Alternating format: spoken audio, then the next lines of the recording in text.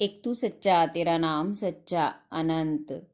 पृष्ठ 697। सतपुरुष बाबा फुलसंदे वाले कहते हैं, हे परमेश्वर, यदि मैंने कुछ भी पुण्य किया हो तो उसका फल दुखी व्यक्तियों को प्राप्त होवे, यानी उनके दुख दूर हो जावे।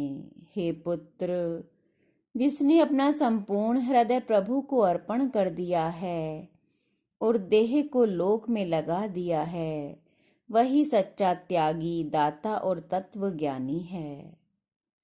तुम प्रभु में रहने में ही श्रेष्ठता समझो, लौकिक असाधारणता या चमत्कारों का अभिलाषी होने में नहीं, क्योंकि ऐसी इच्छा जागी तो फिर तुम्हारी चिरवृत्ति प्रभु के मार्ग में स्थिर रहने वाली नहीं।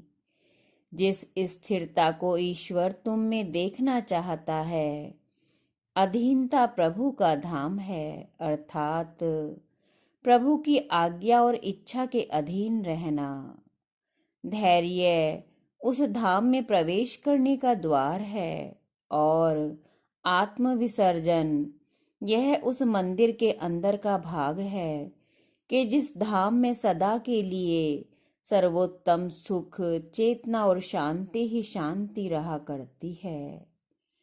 अन्न जल न मिलने पर भी जो अत्यंत प्रफुल्ल रहता है और मृत्यु पर्यंत साधन भजन में लगा रहता है, बल्कि जो दुख को भी प्रभु की कृपा समझ सकता है और मृत्यु आने पर भी जो हंसता दिखता है, वही सच्चा वैरागी है।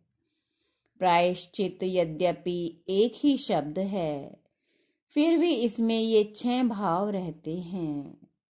पूर्व किए गए पापों के लिए खेद, फिर से पाप में प्रवृत्ति ना हो उसके लिए सावधानी, ईश्वर के लिए किए जाने वाले कर्तव्यों में जो कमियां रह गई हों उनको दूर करना, अन्य लोगों के प्रति जो अवांछनीय आचरण हो गया हो उसका बदला चुका देना, शरीर का रक्त मांस जो अवांछनीय भोग से बढ़ गया हो उसको क्षय करना, जिस मन ने पाप की मधुरता चखी हो उस मन को साधना की कटुता भी चखाना।